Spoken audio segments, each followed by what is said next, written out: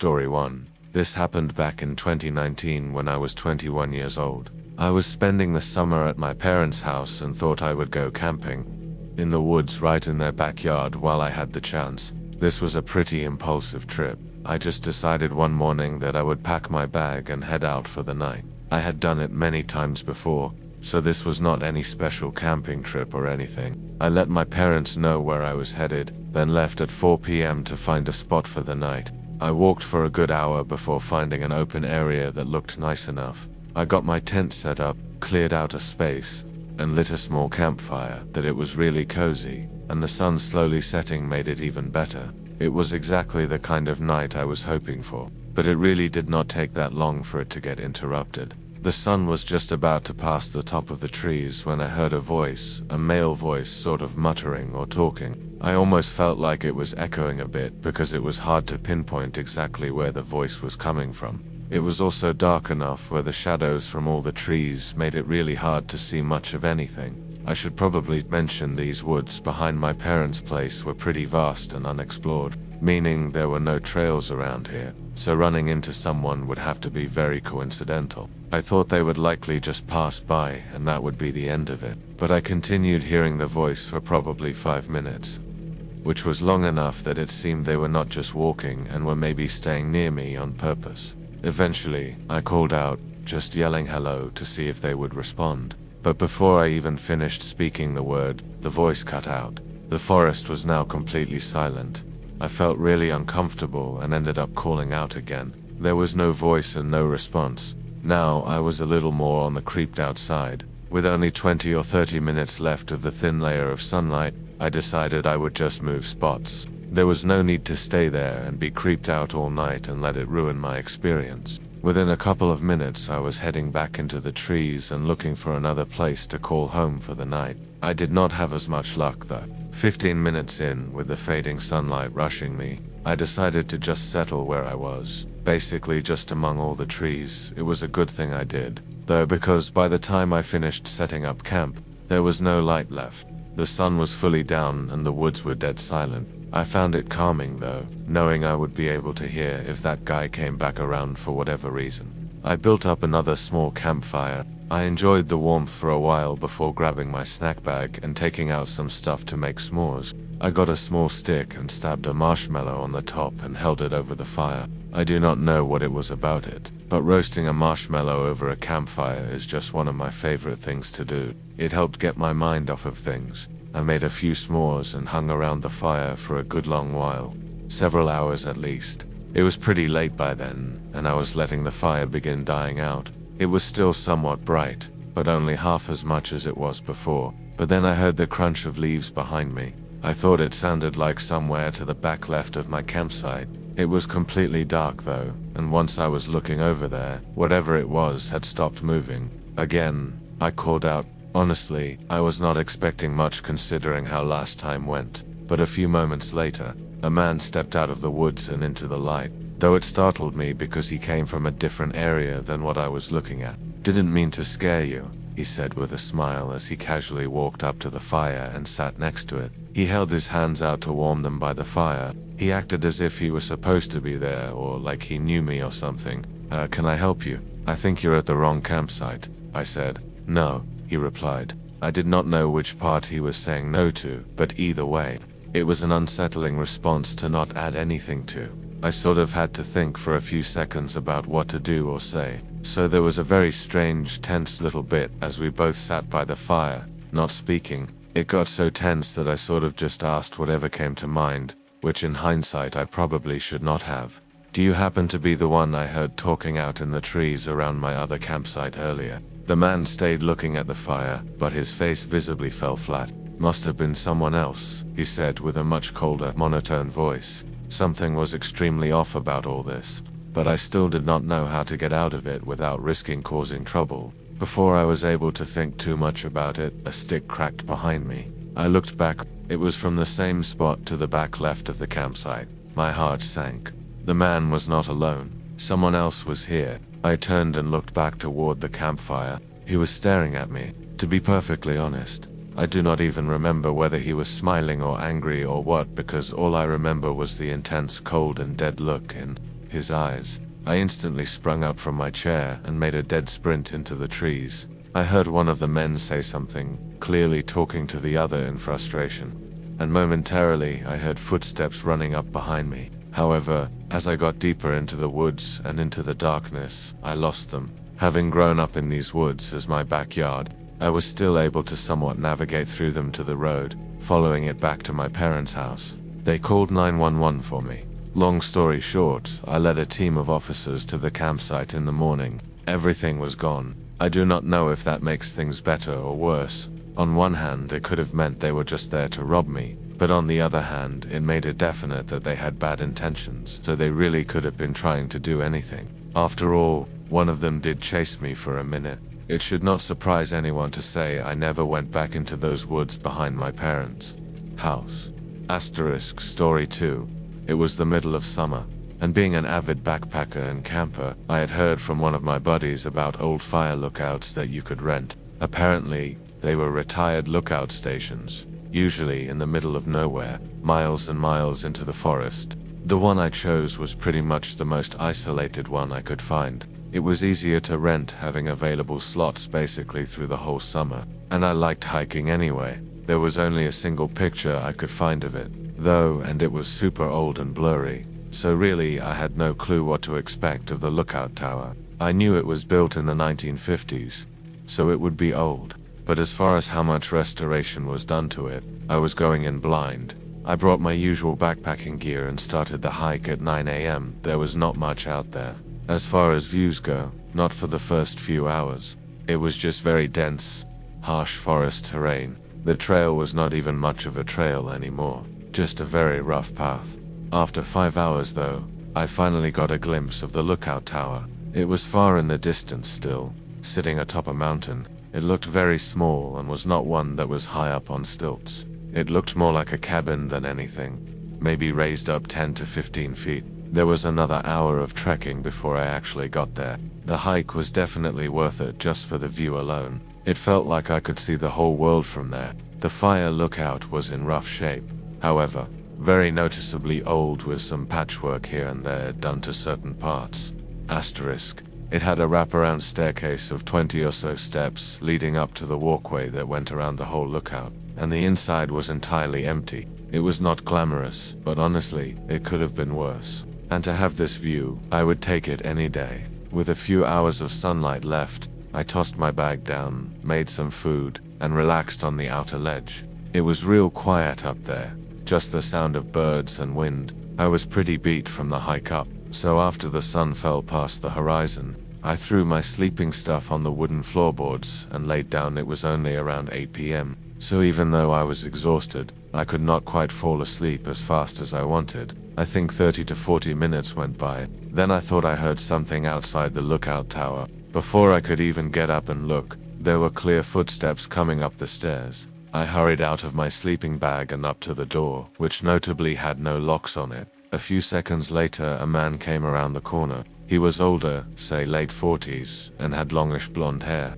Somehow, he was not startled when he saw me, almost like he knew I was already up here. Great place to stay a few nights, isn't it? He said, grinning and walking up closer to me. I agreed, still a little nervous, and mentioned I booked it for the next 3 nights. I was already a little put off because I knew there was nothing else around here, so him being here while I was also here was really strange. I asked if he was camping around here. Actually, I was hoping to be staying here tonight, he said again with a grin. I was not sure how to respond to that, but I ended up just saying sorry. Well, it looks like you've got enough room in there. I mean, it's just you here, right? After hesitating for a second, I lied, saying a friend of mine was just a few minutes out, and that unfortunately we could not let him stay here with us. He looked at me, grin fading from his face, and did not say anything for a moment, then nodded and started to leave. It was not until he turned around to head back down the stairs that I noticed he did not have a backpack. No gear at all. Surely he had to have left his pack somewhere nearby. I could not see why anyone would be this far isolated without any camping gear, even if they were planning on using the fire lookout as a shelter. I got some uneasy feelings about that man, so I stayed up a bit longer and just stared at the forest below the lookout. I did end up getting really sleepy though, and got back in my sleeping bag and passed out. I woke up in the morning feeling better and spent the first hour making coffee and enjoying the view. When I headed down from the lookout, though, there was a note attached to the wooden railing at the bottom. It was just a piece of paper with the word sorry written on it with a smiley face next to it. I assumed it had to be from the guy, but if he put this here, then he must have come back sometime in the middle of the night while I was sleeping. I immediately felt really unsettled just thinking about it. The fact he even left a note was just weird. Despite the strange occurrence, I decided to go for a walk. Maybe it was to also scan the area for any signs of the man still being around, because clearly he did not leave when he should have. I wandered around the forest down the hill from the fire lookout. There was not much to see there. It was all the same dense forest that I had hiked up through the previous day, and I did not notice any campsites or things left behind. I went back to the lookout and enjoyed the peace and quiet for the rest of the day. I stayed up much later than I did the night before. I had this small battery-powered lantern that I hung up on the wall so I could see a little better, and I just sort of existed. I thought about whatever and stared out at the darkness beyond the lookout, only slightly being able to make out the outline of the mountains. I want to say I did not start getting ready for bed until nearly midnight. It could have even been 1 a.m. I set out my stuff, then grabbed my lantern and headed down the steps to the forest to take a leak real quick before bed. I walked up just to the edge of the tree line, but as I got there, I saw something move in front of me. Just a glimpse of something shift out of the dim light from my lantern. I froze for a second, then held it up further forward, although it did not help much. Someone there. The silence that followed my voice made things even more eerie. I basically ran back to the lookout. It did not feel much safer in there. The windows covered every inch of the walls,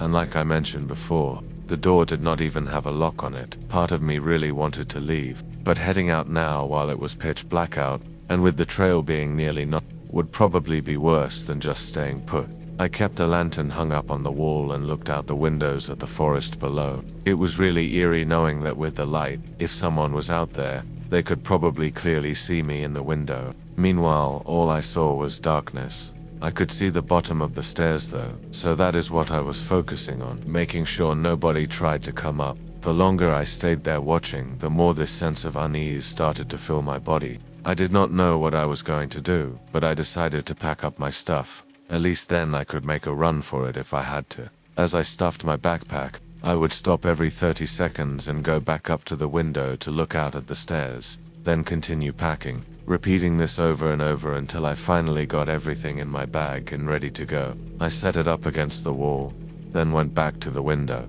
There was a man at the bottom of the stairs. He was standing right at the first step, staring at it like he was just waiting there. I could only see part of him through all the railings, but I was sure it was the same man from yesterday. He had no backpack on and looked about the same height. I was beyond terrified. Why was he back? And why was he just standing there motionless at the bottom of the steps? What if he decided to come up again? Everything was making my mind race. I must have been at the window watching him for 2 whole minutes before the man finally moved. He took a couple steps back, pausing for a moment, then walked off. The way he went though was blocked off for me by the walkway, so I lost sight of him. And if he did keep walking in that direction toward the forest, it was too dark for me to tell. In the moment I felt sure the man was stalking me, or at least keeping watch of me and creeping up too close for comfort, especially in the middle of the night. It could have just been my gut telling me something, but I felt like if I stayed any longer, something really bad would happen. I waited a few minutes, then I grabbed my bag and quietly walked down the steps into the surface below the lookout tower. I cannot even describe how unnerved I was walking away from the tower and into the dark forest, knowing there was a chance the guy was still watching me, impossibly following me into the trees. For that very reason, I kept my pocket knife open and in my hand the entire time. I walked for about 15 minutes, which was when the trail started to get a lot less defined, so I was forced to pull out my lantern. I hoped I was far enough that the man did not follow and would not be able to see the lights. The next 5 hours were exhaustingly unsettling. By then, the sun had come up though, and I was able to finish the hike and leave the forest. I think it is hard to fully put into perspective how horrifying those nights were. Something in me knew there was something bad about that man and his intentions. One thing I keep thinking back on is that I had told the man I booked the tower for 3 nights, which leaves no reason for him to have come back multiple times to check if I was there. It also means he likely thought I would be there for the 3rd night. So, had I not left early and actually stayed for the 3rd night, things might have taken a much more disturbing turn. Story 3. I was driving from northern Montana all the way up to Alaska. I had converted my SUV into a camping rig and was spending 2 months traveling and camping out of it. The main goal of those 2 months was to drive the Alaska Highway. This road was famous for a reason though. It went through the western portion of Canada and was very desolate and rough. I knew that beforehand, so I came in as prepared as possible for the journey. Of everything to be nervous about though, the one thing that had me feeling a bit more vulnerable was that because I had to drive through Canada, I could not bring any firearm with me. Usually, I always carried a piece tucked under my seat just as a means to protect myself in an emergency. But for this trip, I could not. Anyway, the first day went well. I got in a good 8 hours of driving. Most of this section of the road was a little less desolate than the next portion. This next part only had a gas station every couple hundred miles, so I had to stop and fill up every single time and be very careful about how I drove. By sundown, I was just about ready to pass out. I pulled off on the next campsite I saw. Out on the road, there were rest stops every once in a while, but there were also a ton of trails that just had empty wooded camping lots. Those were the ones I always preferred. Since it was already late, though, I did not see much of the lot I pulled into. It just looked like forest all around me, and nobody else was there. So, I put up my window shades, hopped in the back seat, and slept until morning. Everything seemed fine. I got good sleep and did not wake up at all during the night. Before hitting the road again though, I wanted to stretch my legs and get a walk in. Right when I stepped outside, I noticed a trail, so I decided to follow it. It was not very long though. I think I walked maybe 5 minutes before getting to another campsite, but something did not feel right about it. It was scrappy and rugged. Clearly someone had been there recently, and it sort of looked like they left in a hurry. Half of their stuff was missing and the other half was torn up and thrown across the side. After only being there for 30 seconds, I turned around and headed back. I did not know if someone was still around, but I trusted my gut and walked back to my car. When I got back though, there was now a truck parked right up next to my car. It was an old black pickup truck with tinted windows. Nobody was outside of it, so I assumed they were inside watching me as I got up to my car and got in. With the strange campsite and the sudden truck parked near me out in the middle of such an isolated road in the forest, I just left right away. I did not even have to think about whether or not something was actually wrong because getting out of there quickly was the obvious answer.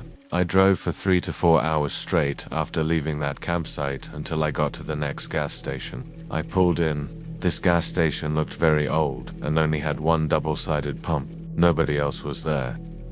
I got out and started the pump. I have to say the views were incredible out there with mountains in every direction, so I did not mind waiting a while for the slow gas pump to fill the car. However, after a few minutes, I saw a truck coming down the road. As it got closer, I was almost sure it was the same black truck I had seen at the campsite. My stomach tightened when they pulled into the gas station and right up to the other side of the pump. Of course, it made sense they would be getting gas as you kind of had to at every stop on this road, but it still felt a little strange. Why would they have pulled into the campsite and only stayed there for a few minutes just to leave right after I did? Thankfully, I was done in 30 seconds, getting back in and driving off. I think part of what made it all feel so off was that I never saw the guy. He never got out of the truck or showed himself, so it just made it all feel a little more unusual. Regardless, I felt good knowing now that my tank was full.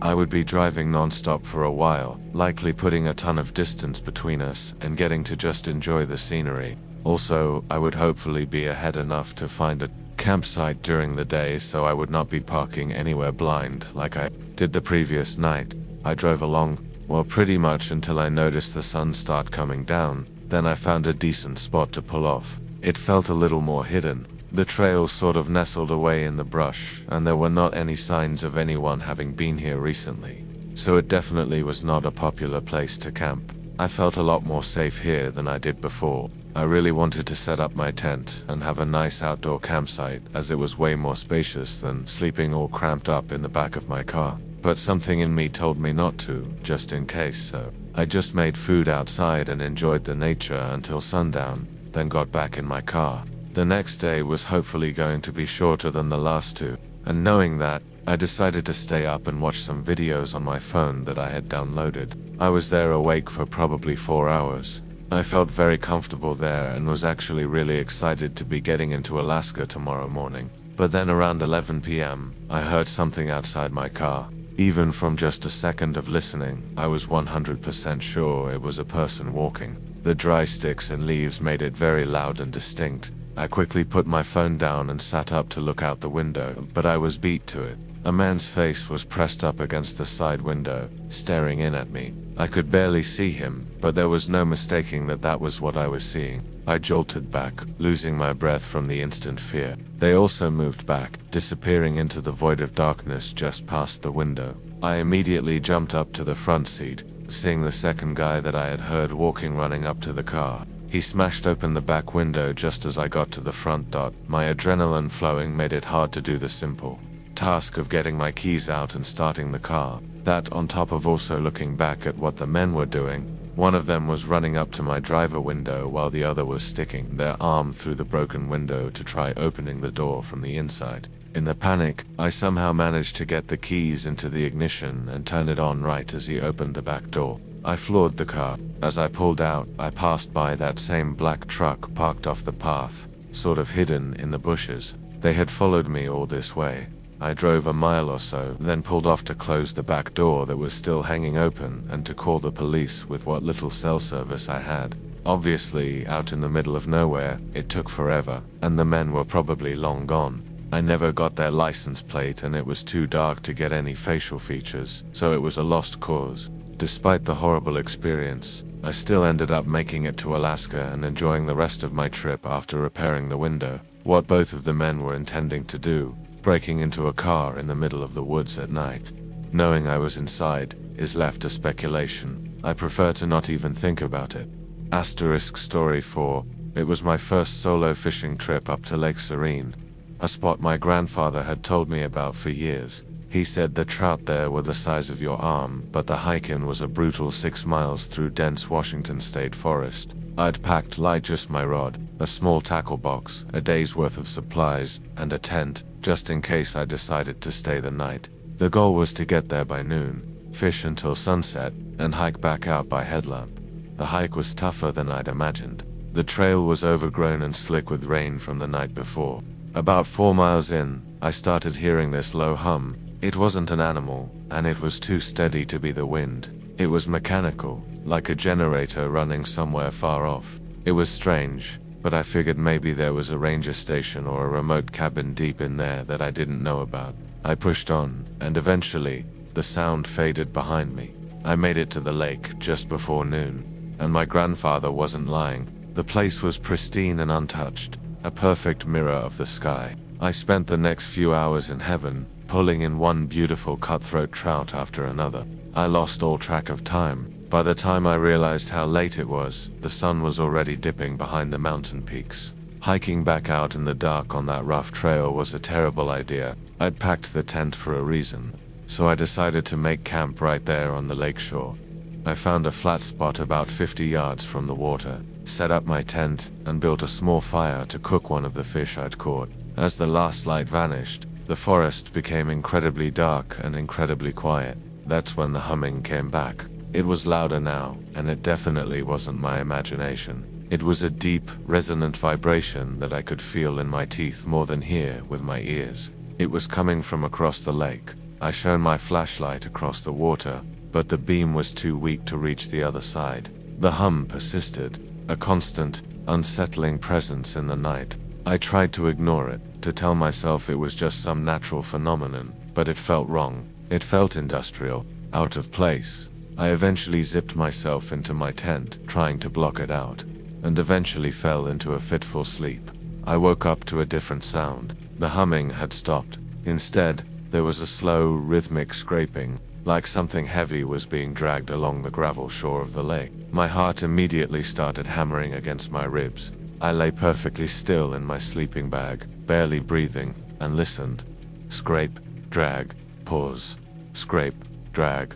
It was circling the lake, and it was getting closer to my side. I unzipped the tent flap just a centimeter, enough to peer out into the moonlit night. The lake was bathed in a silvery glow, and then I saw it, a figure. It was tall and impossibly thin, silhouetted against the water. It was moving along the shore, but its legs weren't moving. It was gliding, and in one hand, it was dragging a long dark object behind it, creating that awful scraping sound. I couldn't make out any features, just a stark, slender shape that looked almost like a man but moved like nothing human ever could. It stopped, even from 100 yards away. I could feel it. It had stopped right where I'd been fishing that afternoon. It stood there for a long time, perfectly still, as if it were inspecting the spot. Then, slowly, its head, or what should have been its head, it wasn't a smooth motion. It was a series of jerky, mechanical adjustments until it was looking directly at my campsite. I dropped the tent flap and scrambled back into the darkness of my tent, my blood running cold. I didn't dare look again. I just sat there, clutching my pocket knife, listening. The scraping started again, but this time, it wasn't circling the lake. It was coming straight toward me. I could hear it moving through the underbrush now, not bothering to be quiet. Snap, crunch, scrape, drag. It was on my side of the lake. It knew I was here. I had two choices: stay in the flimsy nylon tent and hope it passed by, or run. The sound was getting closer, maybe 30 yards away now. I made my choice. In one frantic motion, I burst out of the tent's rear opening and just ran. I didn't grab my pack, my rod, nothing. I just sprinted blindly into the dark woods, branches whipping at my face and arms. I heard a sound behind me then, not a scrape, but a high-pitched electronic whine, like a malfunctioning machine. I didn't look back. I ran until my lungs burned and my legs gave out, collapsing behind a large fallen log. I hid there, trembling, for what felt like hours. I never heard it follow me into the trees. The woods were silent again. When the sun finally began to rise, I cautiously made my way back to my campsite. Everything was gone. My tent, my backpack, my fishing rod, all of it vanished. The fire pit was scoured clean as if it had never been there. The only thing that remained was the deep, parallel groove in the gravel leading from the lake's edge right up to where my tent had been. And then, just gone. I hiked out in a daze, arriving back at my car, exhausted and shaken. I never went back to Lake Serene. I still fish, but I stick to crowded, well-known spots. Sometimes though, when everything is quiet, I think I can hear that faint, mechanical hum just on the edge of hearing. And I wonder what it was dragging out of the water that night, and what it wanted to drag back in.